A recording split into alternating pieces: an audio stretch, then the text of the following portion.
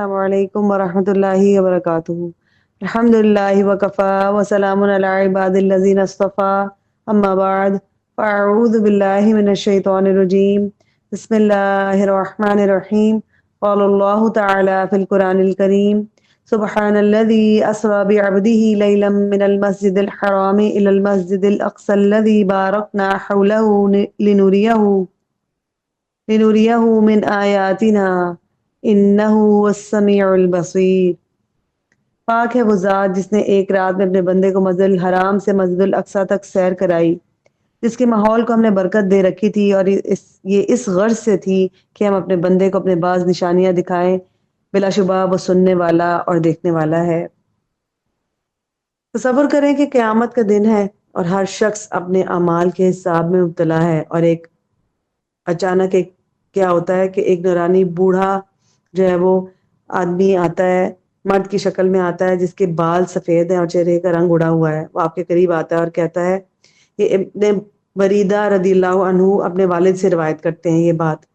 وہ کہتا ہے، آ کے میں وہی ہوں جس نے تجھے راتوں کو بیدار رکھا، جس نے تجھے دن میں پیاسا رکھا، میں قرآن ہوں۔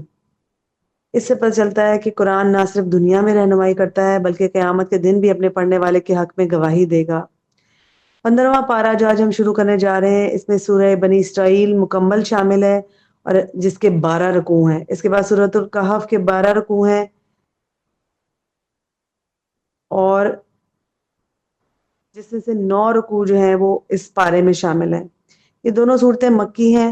سورہ بنی اسرائیل جو ہے، اس میں رسول اللہ صلی اللہ علیہ وآلہ وسلم کے اسرا یعنی رات کے سفر کا واقعہ بیان ہوا، جس میں آپ صلی اللہ علیہ وآلہ وسلم کو پھر مسجد حرام سے مسجد اقصی لے جایا گیا، اور پھر مسجد اقصی سے اوپر جنتوں کی طرف اللہ تعالیٰ کے پاس اللہ تعالیٰ نے بلایا اپنے پاس۔ صحیح بخاری میں حضرت عبداللہ بن مسعود رضی اللہ عنہ بیان کرتے ہیں، یہ مرفوع حدیث ہے۔ آپ صلی اللہ علیہ وآلہ وسلم نے فرمایا، سورۃ الکہف، سورۃ المریم اور سورہ بنی اسرائیل یہ اتاق الاول میں سے ہیں اور میرے تلاد میں سے ہیں۔ اتاق الاول کا مطلب ہے کہ یہ صورتیں ابتدائی مکی صورتوں میں سے ہیں جو کہ مکہ میں سب سے پہلے نازل ہوئی، اور تلاد کا مطلب ہے کہ قدیم اور قیمتی مال، یعنی یہ دونوں صورتیں نہایت اہم اور قدیم وحی کا حصہ ہیں۔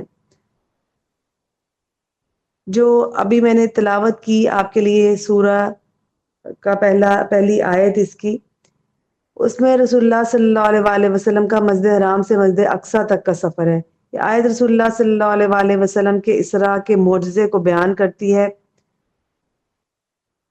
اور اس سفر کا مقصد اللہ تعالیٰ نے کیا بتایا کہ آیات میں جو بتایا، لِنُرِيَهُ مِنْ آیاتنا، تاکہ ہم اپنے بندے کو اپنی کچھ نشانیاں دکھائیں۔ اس چیز کا سے مراد ہے یہ، اور اس کا مطلب ہے کہ اللہ تعالیٰ نے رسول اللہ صلی اللہ علیہ وآلہ وسلم کو عظیم نشانیاں دکھانے کے لیے یہ سفر کروایا، یعنی عین الیقین، کہ وہ یقین کی آنکھ سے اس چیز کو دیکھ لیں۔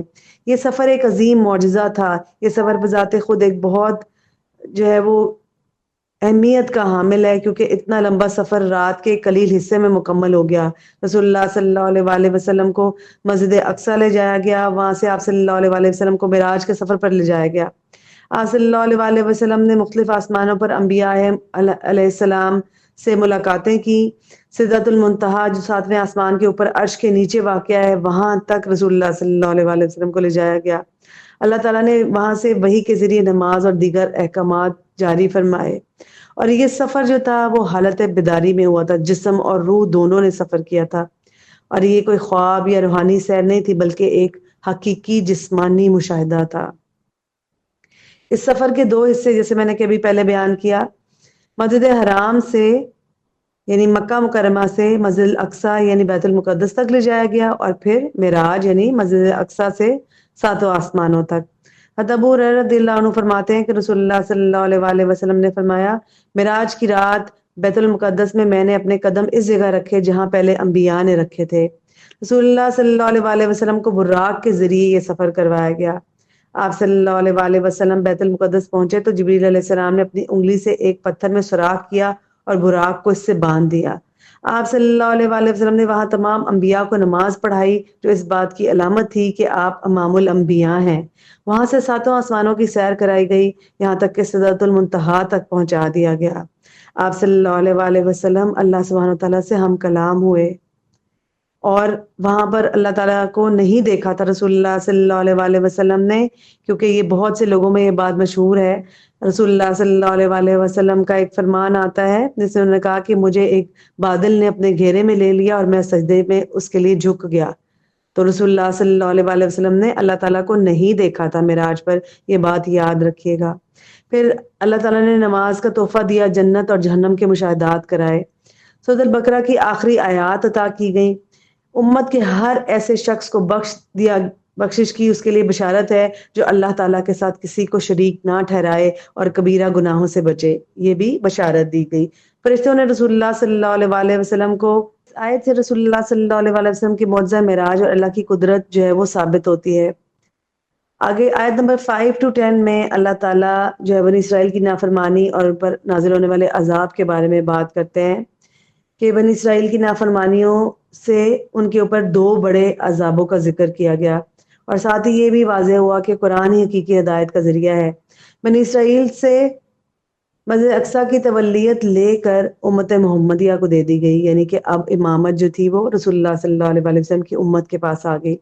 اللہ تعالیٰ نے بنی اسرائیل کو مسجد اقصیٰ کی تولیت دی تھی، لیکن جب انہوں نے سرکشی اور نافرمانی کی تو اللہ تعالیٰ نے ان پر ایسے سخت عذاب مسلط کیے جنہوں نے انہیں تباہی اور ذلت سے دوچار کر دیا۔ یہ اعزاز اب امت محمدیہ صلی اللہ علیہ وآلہ وسلم کے پاس ہے کہ اب وہ تمام امتوں کی سردار ہے۔ اور جو 2 عذابوں کا ذکر تھا، وہ پہلا عذاب یہ تھا کہ سلیمان علیہ السلام کے بعد بنی اسرائیل میں بغاوت اور نافرمانی بڑھ گئی۔ بخت نصر بابل کا جو بادشاہ تھا، اس کے ذریعے اللہ نے ان پر شدید تباہی مسلط کی۔ یروشلم یعنی بیت المقدس تباہ کر دیا گیا اور بڑی تعداد میں یہودی قتل کر دیے گئے اور جلا وطن کر دیے گئے۔ یہ اللہ کا پہلا وعدہ تھا کہ اگر وہ نافرمانی کریں گے تو انہیں شدید سخت عذاب دیا جائے گا۔ اور دوسرا عذاب یہ تھا کہ حضرت عزیر علیہ السلام کی کوششوں سے بنی اسرائیل کو دوبارہ ترقی جب ملی، لیکن پھر جب وہ سرکش ہو گئے اور ظالم ہو گئے اور دین سے بغاوت ان کی حد سے زیادہ بڑھنے لگی، تو اللہ تعالیٰ نے رومیوں کے ذریعے ان کو مکمل طور پر تباہ کروایا۔ سن 70 عیسوی میں رومی جنرل ٹائٹس نے یروشلم کو مکمل طور پر برباد کر دیا، ہیکل سلیمانی کو مسمار کر دیا اور یہودیوں کو جلا وطن کر دیا۔ اب ہمیں کیا پتہ لگتا ہے کہ اب جو ہمارے پاس کتاب یعنی قرآن ہے وہی عروج کا رستہ ہے۔ اللہ تعالیٰ فرماتے ہیں ان ھذا القرآن یہدی للتی ہی اقوم، یہ بے شک یہ قرآن ہی ہے جو بالکل سیدھی راہ کی طرف ہدایت دیتا ہے۔ اور ہمیں یہاں سے یہ بھی بات پتہ چلتی ہے کہ اگر ہمیں دوبارہ عروج حاصل کرنا ہے تو ہمیں قرآن کی پیروی کرنی ہوگی، کیونکہ آج ہم بھی زوال کا شکار ہیں۔ پہلا زوال کیا تھا؟ تاتاریوں کے ہاتھوں جب بغداد میں عباسی خلافت کو تباہ کر دیا گیا۔ دوسرا زوال یورپی اقوام کے ہاتھوں جب خلافت عثمانیہ کا خاتمہ ہوا اور مسلم دنیا کمزور ہو گئی۔ یہ ہمارا پہلے بنی اسرائیل کا زوال میں نے بیان کیا اور اب امت مسلمہ کا زوال۔ اب یہ کیسے عروج کیسے ممکن ہے؟ اگر بنی اسرائیل نے سرکشی کے بعد زوال دیکھا تو امت مسلمہ بھی قرآن سے دور ہو کر آج ہم بھی اسی زوال کا شکار ہیں۔ اگر ہمیں دوبارہ ترقی اور سربلندی حاصل کرنی ہے تو ہمیں قرآن کے ہر حکم پر عمل کرنا پڑے گا۔ اللہ تعالیٰ ہم سب کی حفاظت فرمائے اور ہمیں عذابوں سے جو ہے وہ بچا کے رکھے اور اپنی رحمتوں کے سائے میں رکھے، آمین۔ آیت نمبر 11 میں اللہ تعالیٰ فرما رہے ہیں وَيَدْعُ الْإِنسَانُ بِالشَّرِّ دُعَاءَهُ بِالْخَيْرِ وَكَانَ الْإِنسَانُ عَجُولًا۔ انسان برائی کے لیے بھی ایسے ہی دعا کرتا ہے جیسے بھلائی کے لیے کرتا ہے، دراصل انسان بڑا ہی جلد باز واقع ہوا ہے۔ اس آیت میں اللہ تعالیٰ نے انسان کی فطری جلد بازی کو بیان کیا ہے اور اس کے ایک بڑے نقصان کی طرف اشارہ کیا ہے، یعنی انسان بعض اوقات غصے، مایوسی یا تکلیف کی حالت میں اپنے لیے یا اپنے مال و اولاد کے لیے بد دعا کر بیٹھتا ہے، تو اس کے خطرناک نتائج جو ہیں وہ سامنے آتے ہیں۔ عبداللہ بن عباس رضی اللہ عنہ اور دیگر مفسرین فرماتے ہیں کہ یہاں ایسے شخص کی مذمت کی جا رہی ہے جو کسی پریشانی یا غصے کی حالت میں اپنی اولاد یا اپنے آپ کو بد دعا دیتا ہے، کبھی بیماری کی شدت کی وجہ سے، کبھی بچوں کی پریشانی کی وجہ سے، کبھی کاروباری نقصان سے تنگ آ کر انسان ایسی بات کہہ دیتا ہے جو بد دعا بن جاتی ہے، حالانکہ وہ اس کی قبولیت نہیں چاہتا، لیکن چونکہ وہ دعا کے وقت کہی گئی بات ہوتی ہے اس لیے بعض اوقات قبولیت کے وقت میں ہوتی ہے تو وہ بد دعا قبول ہو جاتی ہے۔ اور بد دعا پلٹ کر واپس بھی آ سکتی ہے۔ اگر کسی کو ناحق بد دعا دی جائے اور بد دعا کا اہل نہ ہو تو وہ بد دعا پلٹ کر دینے والے پر آ سکتی ہے۔ بعض لوگ دوسروں کو بد دعا دے کر بلیک میل کرتے ہیں، جیسے تمہیں میری بد دعا لگ جائے گی، تم جہنم میں جاؤ گے، تمہارا نقصان ہو جائے گا، تم برباد ہو جاؤ گے۔ اگر وہ شخص ظالم نہیں ہے تو بد دعا اس پر نہیں پڑے گی بلکہ دینے والے پر لوٹ آئے گی۔ اور پھر ماں باپ کو اپنی اولاد کے لیے بد دعا سے بچنا چاہیے۔ رسول اللہ صلی اللہ علیہ وآلہ وسلم نے فرمایا 3 دعائیں ایسی ہیں جن کی قبولیت میں کوئی شک نہیں: مظلوم کی دعا، مسافر کی دعا، اور والد کی اپنے بیٹے کے خلاف بد دعا، کیونکہ باپ تنگ آ کر بد دعا دیتا ہے اور عام طور پر بغیر کسی ذاتی مفاد کے۔ لہٰذا والدین کو غصے میں آ کر اپنی اولاد کو بد دعا نہیں دینی چاہیے، کیونکہ یہ کسی بھی وقت قبول ہو سکتی ہے، اور دعا ہمیشہ خیر کی کرنی چاہیے۔ رسول اللہ صلی اللہ علیہ وآلہ وسلم نے فرمایا اپنے آپ کے لیے، اپنی اولاد کے لیے، اپنے مال کے لیے ہمیشہ بھلائی کی دعا کیا کرو، کیونکہ فرشتے تمہاری دعاؤں پر آمین کہتے ہیں۔ آیت نمبر 23 to 25 میں اللہ تعالیٰ فرما رہے ہیں پروردگار نے فیصلہ کر دیا کہ تم اس کے علاوہ اور کسی کی عبادت نہ کرو اور والدین کے ساتھ بہتر سلوک کرو۔ اگر ان میں سے کوئی ایک یا دونوں تمہارے سامنے بڑھاپے کی عمر کو پہنچ جائیں تو انہیں اف تک نہ کہو، نہ ہی انہیں جھڑکو، اور ان سے بات کرو تو ادب کے ساتھ کرو، اور ان پر رحم کرتے ہوئے انکساری کے ساتھ ان کے آگے جھکے رہو اور ان کے حق میں دعا کرو کہ پروردگار ان پر رحم فرما، جیسا کہ انہوں نے بچپن میں مجھے محبت اور شفقت سے پالا تھا۔ جو کچھ تمہارے دلوں میں ہے اللہ اسے خوب جانتا ہے۔ اگر تم صالح بن کر رہو تو وہ ایسے رجوع کرنے والوں کو معاف کر دینے والا ہے۔ اللہ تعالیٰ کے بعد والدین کا حق سب سے زیادہ ہے۔ قضاء کا مطلب ہے کہ قطعی فیصلہ اور حکم دینا جس میں کوئی تبدیلی نہیں ہو سکتی۔ یہاں اللہ تعالیٰ نے 2 بنیادی احکامات دیے کہ اللہ کے سوا کسی کی عبادت نہ کرو اور والدین کے ساتھ حسن سلوک کرو۔ عبادت کا مطلب ہے کہ دل سے اللہ کی محبت، خوف اور امید رکھنا، اور زبان سے اللہ کی حمد و ثنا بیان کرتے رہنا۔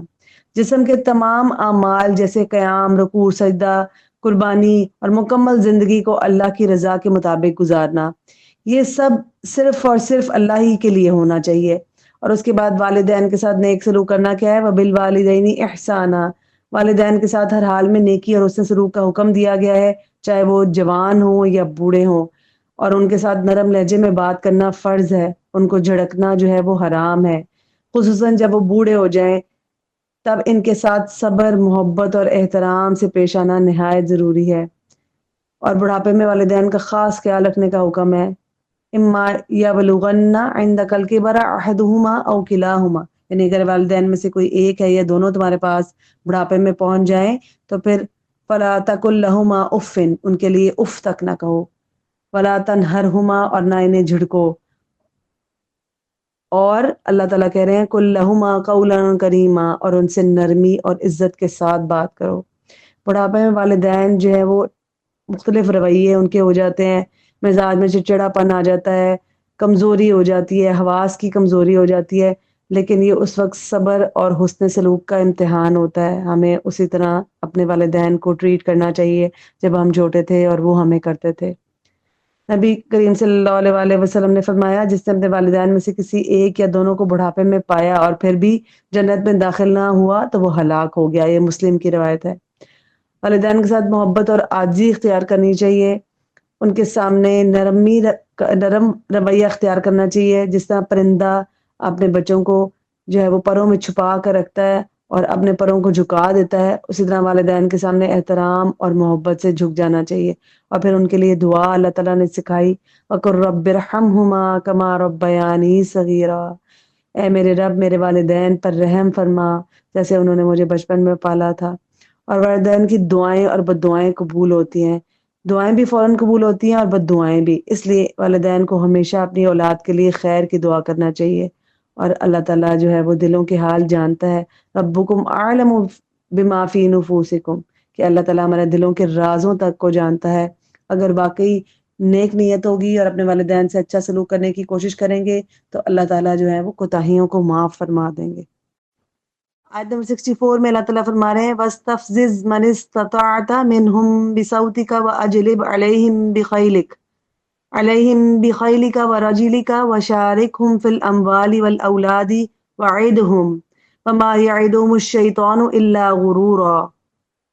اس آیت میں شیطان کی ہتھ کنڈے اور اس کا انسان کے ساتھ شراکت داری کا منصوبہ بیان کیا جا رہا ہے کہ اس کی چالیں کیا ہیں۔ اللہ تعالیٰ نے شیطان کو کھلا چیلنج دیا کہ وہ اپنے تمام ہتھ کنڈے آزما لے، لیکن اللہ کے مخلص بندوں پر اس کا کوئی بس نہیں چلے گا۔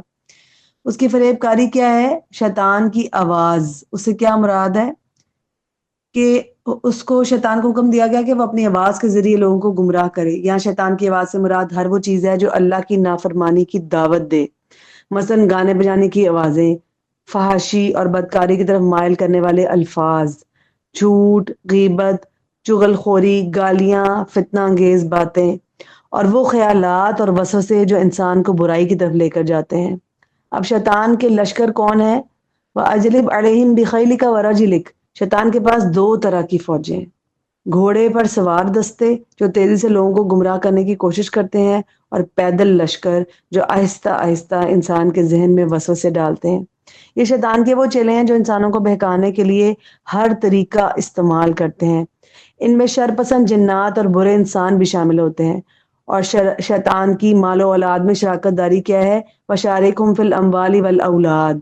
شیطان لوگوں کے مال اور اولاد میں شراکت کرتا کیسے ہے آخر؟ مال میں کیسے؟ حرام طریقے سے کمایا ہوا مال، سود، چوری، رشوت، دھوکہ، اور پھر حرام کاموں پر خرچ کیا جائے، وہ شراب، جوا، فحاشی، اور بے مقصد اسراف اور فضول خرچی، اور پھر حرام کاروبار اور ناجائز جو ہے کمائی کے ذریعے۔ اولاد میں شرکت کیسے کرتا ہے؟ بچوں کو غلط تربیت دیتا ہے، بچوں کو حرام کمائی سے جو پالنا ہوتا ہے وہ بھی اس کی اولاد میں شرکت ہے، انسان کی اولاد میں شراکت ہے۔ بچوں کو دینی تعلیم سے دور رکھنا، انہیں فحاشی، بے حیائی اور برے دوستوں کی صحبت میں ڈالنا، یعنی کہ بچے اگر جا رہے ہیں تو آپ چیک نہ کریں، ان کو دیکھیں نہ کہ کس کے ساتھ ہے، ان کا ایمان کمزور کرنا اور گناہوں کے کاموں میں ملوث کرنا۔ اور پھر شیطان کے جھوٹے وعدے آخر کیا ہیں؟ وَعِدْهُمْ وَمَا يَعِدُهُمُ الشَّيْطَانُ إِلَّا غُرُورًا۔ شیطان لوگوں کو جھوٹے وعدے دے کر گمراہ کرتا ہے، جیسے گناہ کر لو بعد میں توبہ کر لینا، دنیا کے مزے لوٹ لو، زندگی ایک ہی بار ملتی ہے، آخرت میں دیکھی جائے گی۔ اور پھر ایک اور بہت بڑا اس کا ہتھ کنڈا، اللہ بہت بخشنے والا ہے، جیسے تیسے جو بھی کرو جی لو، اس کے بعد اللہ تو معاف کرنے والا ہے، اگر حرام کام نہیں کرو گے تو غریب رہ جاؤ گے۔ یہ تمام وعدے محض دھوکہ ہے، کیونکہ شیطان کا اصل مقصد انسان کو جہنم میں لے کر جانا ہے اور کچھ نہیں۔ آیت نمبر 104 میں اللہ تعالیٰ فرما رہے ہیں وَقُلْنَا مِن بَعْدِهِ لِبَنِي إِسْرَائِيلَ اسْكُنُوا الْأَرْضَ فَإِذَا جَاءَ وَعْدُ الْآخِرَةِ جِئْنَا بِكُمْ لَفِيفًا۔ جب فرعون اور اس کے ساتھیوں کو غرق کر دیا گیا تو اللہ تعالیٰ نے اس کے بعد ہم نے بنی اسرائیل سے کہا اس سرزمین میں آباد ہو جاؤ، پھر جب آخرت کے وعدے کا وقت آئے گا تو ہم تمہیں اٹھا کر اکٹھا کر کے لے آئیں گے۔ اس آیت میں اللہ تعالیٰ نے بنی اسرائیل کے لیے فیصلہ کیا اور آخرت کی پیشگوئی کی۔ اب بنی اسرائیل کی آباد کاری کے بارے میں بتایا کہ جب اللہ تعالیٰ نے فرعون کو غرق کر دیا، بنی اسرائیل کو اس کے ظلم سے نجات دے دی، تو اس سے فرمایا گیا کہ اب تم زمین میں جہاں چاہو آباد ہو جاؤ، یعنی اب وہ آزاد تھے اور انہیں زمین میں رہنے کا موقع دے دیا گیا تھا۔ اور آخرت سے پہلے جمع کیے جانے کی پیشگوئی جو اللہ تعالیٰ نے کی، فَإِذَا جَاءَ وَعْدُ الْآخِرَةِ میں اللہ تعالیٰ نے یہ بھی فرما دیا کہ جب قیامت کا وقت قریب آئے گا تو ہم تم سب کو ایک جگہ اکٹھا کر دیں گے۔ یہ ایک بڑی پیشگوئی ہے جو آج کے دور میں حقیقت بنتی نظر آ رہی ہے۔ یہود کی موجودہ حالت اور آیت کی سچائی جو آج ہمیں نظر آتی ہے کہ یہود دنیا کے مختلف ممالک سے اسرائیل میں آ رہے ہیں، سب اکٹھے ہو رہے ہیں، وہ فلسطینی زمین پر غاصبانہ قبضہ کر رہے ہیں، ناجائز بستیاں بنا کر وہاں آباد ہو رہے ہیں، دنیا کی بڑی طاقتیں ان کو سپورٹ کر رہی ہیں۔ یہ تمام واقعات اس آیت کی سچائی کو ثابت کرتے ہیں کہ اللہ تعالیٰ یہود کو ایک جگہ سمیٹ رہے ہیں۔ اور پھر ان کے انجام کے بارے میں بتا دیا کیا کہ حضرت عیسیٰ علیہ السلام کی آمد کے بعد یہود اس طرح تباہ کر دیے جائیں گے جیسے سابقہ سرکش قومیں مٹا دی گئی تھیں۔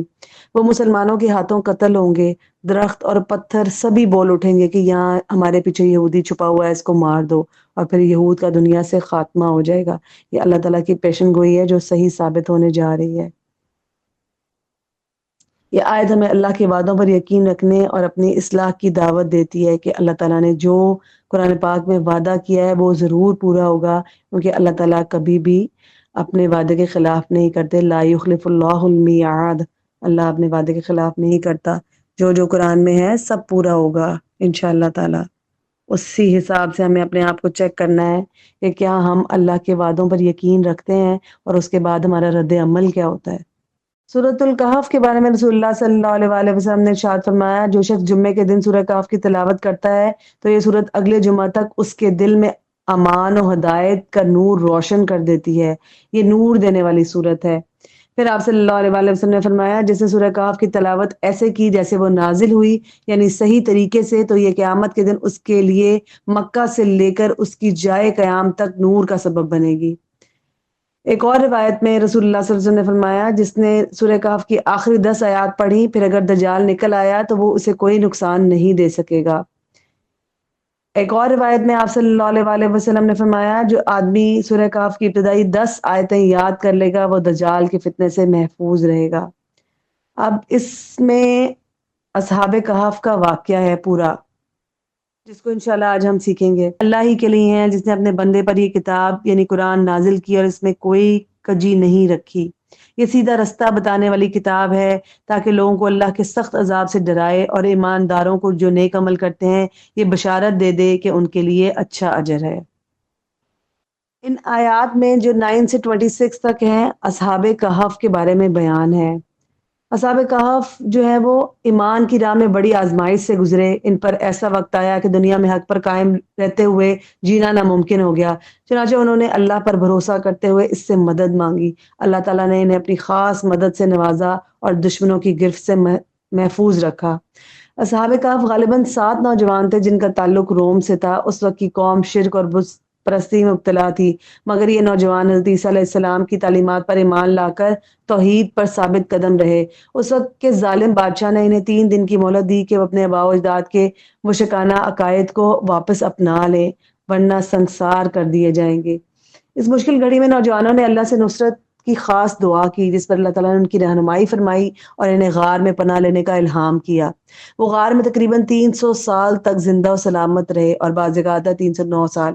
300 ان 309 سالوں کے بعد جب وہ غار سے باہر آئے تو دیکھ کر حیران رہ گئے کہ روم کی حکومت نے عیسائیت قبول کر لی تھی. اس وقت کے لوگ جو اب موحد اور عیسائی ہو چکے تھے ان کے گرویدہ ہو گئے. ان لوگوں نے اصحاب کہف کی یاد میں غار پر ایک مسجد بنانے کا فیصلہ کیا.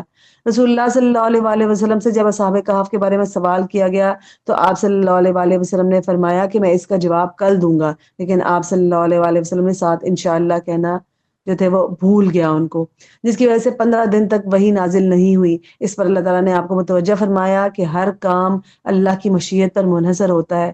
ہمیں ہر وقت اللہ کی مرضی اور اس کے حکم پر نظر رکھنی چاہیے، کیونکہ چاہے اسباب کتنے ہی موافق کیوں نہ ہو اسی وقت کام ہوتا ہے جب اللہ تعالیٰ چاہتے ہیں اور اس کا حکم ہوتا ہے. تو انشاءاللہ کہنا جو ہے وہ ہر کام کے لیے ضروری ہے، اور کوشش کریں کہ نیت بالکل خالص ہو، آپ کا ارادہ پکا ہو کہ آپ نے یہ کام کرنا ہے تو آپ انشاءاللہ کہیں ساتھ، ورنہ پلیز انشاءاللہ مت کہیں، کیونکہ مسلمانوں کے بارے میں یہ بات مشہور ہو گئی ہے کہ جب انہوں نے کوئی کام نہیں کرنا ہوتا تو وہ انشاءاللہ کا لفظ یہ جو ہے یہ کلمات استعمال کرتے ہیں. تو پلیز یہ ریکویسٹ ہے، یہ بہت بڑا کلمہ ہے جو اللہ تعالیٰ نے قرآن پاک میں بیان کر دیا، تو ہمیں اس کا ادب بھی کرنا ہے اور انشاءاللہ اس وقت کہنا ہے جب ہمارا پکا ارادہ ہے. اور ہر وعدے میں انشاءاللہ کہنا ضروری ہے، کیونکہ ہر کام بے شک اللہ ہی کی مرضی سے ہوتا ہے. آیت نمبر 32 سے 44 تک اللہ تعالیٰ بتا رہے ہیں کہ دنیا داروں کے لیے عبرت آمیز واقعہ ہے. یہ بیان کیا گیا ہے یہاں پہ کہ ان آیات میں 2 افراد کا ایک قصہ بیان ہوا جن میں سے ایک دنیا دار تھا اور دوسرا دین دار تھا. دنیا دار شخص کو اللہ نے انگوروں کے 2 ایسے باغات عطا کیے تھے جنہیں کھجور کے درختوں سے گھیر دیا گیا تھا. ان باغات کے درمیان کی زمین پر بھی زراعت تھی اور بیچ میں ایک نہر بھی جاری تھی جو باغات کو سیراب کرتی تھی. سورہ کہف کے اندر جتنے بھی واقعات اللہ تعالیٰ نے بیان کیے وہ ہر ایک واقعہ ہمارے لیے بہترین سبق رکھتا ہے. ان باغات میں ہر سال بھرپور پیداوار آتی تھی اور باغات کی دیکھ بھال کے لیے ایک بڑی نفری بھی موجود تھی. پھر اللہ تعالیٰ نے اس شخص کو اولاد کی نعمت سے بھی نوازا تھا، لیکن نعمتوں کی اس فراوانی سے یہ دنیا دار شخص کئی مغالطوں کا شکار ہو گیا. یہ باغات وہ کیا سمجھتا تھا؟ اب وہ اپنے اوپر سارا کچھ لیتا تھا کہ یہ باغات میری منصوبہ بندی کی وجہ سے اور محنت کا نتیجہ ہے۔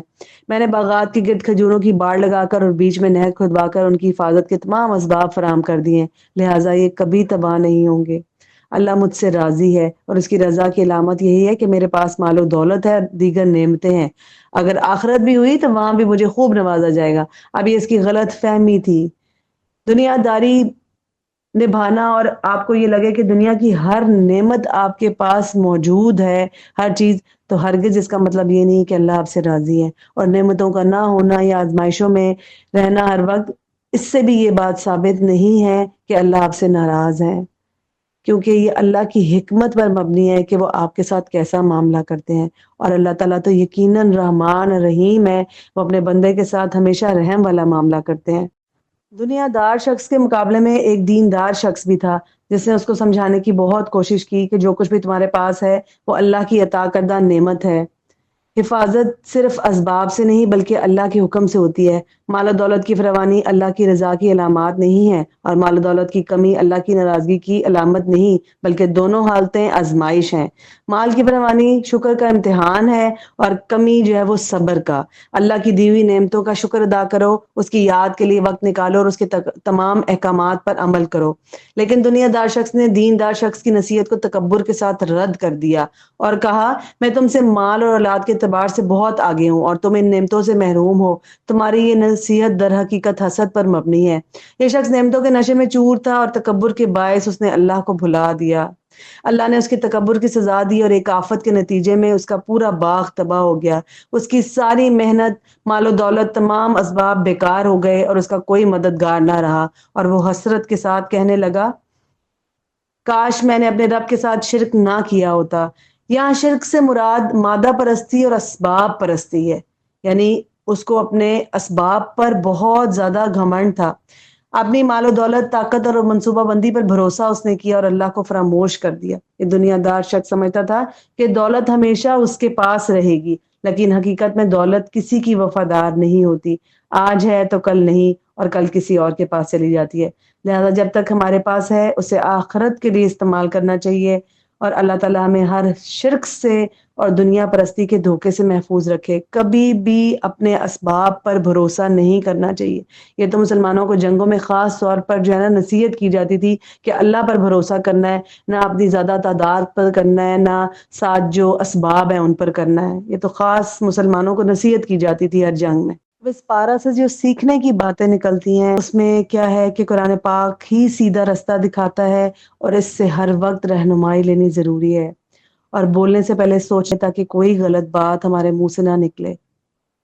اور آخرت کی تیاری جو ہے وہ محض خیال سے نہیں ہوتی، بلکہ اس کے لیے محنت اور کی ضرورت ہوتی ہے۔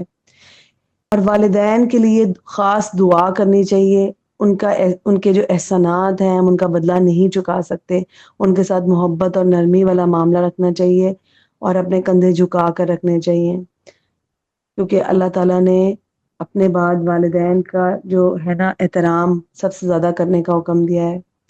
اور وعدہ بھی جب آپ کریں تو سوچ سمجھ کر کریں، اور اس کے اوپر انشاءاللہ ضرور کہیں۔ نیک جو کام ہے ان پر ثابت قدم رہنا اللہ کی بہت بڑی نعمت ہے۔ اپنے آپ کو نیکیوں پر لگانا ہے، دوڑ لگانی ہے نیکیوں میں، اور ثابت قدمی دکھانی ہے۔ اور اللہ تعالیٰ اپنے بندوں پر والدین سے زیادہ مہربان ہوتا ہے، اتنا زیادہ مہربان کہ وہ بار بار معاف کرتا ہے۔ اللہ تعالیٰ نے شیطان کے تمام طریقوں کے بارے میں بتایا کہ وہ کس کس طرح بہکائے گا، اور اولاد کا قتل بھی اس میں شامل ہے کہ وہ گناہ کبیرہ اور سخت سزا کا باعث بنتا ہے۔ علم کے لیے جو ہے وہ نکلنا جنت کے رستوں کو آسان کر دیتا ہے۔ آخر میں اللہ تعالیٰ سے دعا ہے کہ ہمیں قرآن کے نور سے اللہ تعالیٰ منور فرما دے، اسے ہمارا ساتھی اور اللہ تعالیٰ شفاعت کرنے والا بنا دے، اور ہمیں آزمائشوں میں ثابت قدم رکھے، اور ہمیں ان لوگوں میں اللہ تعالیٰ شامل فرما دے جو اللہ کے کلام کو پڑھتے ہیں، سمجھتے ہیں اور اس پر عمل کرتے ہیں، اور ہر حکم پر سر جھکا دیتے ہیں، ان کی کیفیت کیسے ہوتی ہے؟ صحابہ کی طرح، سمعنا و اطعنا، جیسے انہوں نے کوئی حکم سنا انہوں نے اپنا سر جھکا دیا، اپنے جانیں اپنے مال ہر چیز اللہ کی راہ میں لٹا دیے۔ اللہ تعالیٰ ہمیں ان لوگوں میں شامل فرمائے۔ وآخر دعوانا ان الحمد للہ رب العالمین۔ سبحانک اللہم وبحمدک، نشہد ان لا الہ الا انت، نستغفرک ونتوب الیک۔ السلام علیکم ورحمۃ اللہ وبرکاتہ۔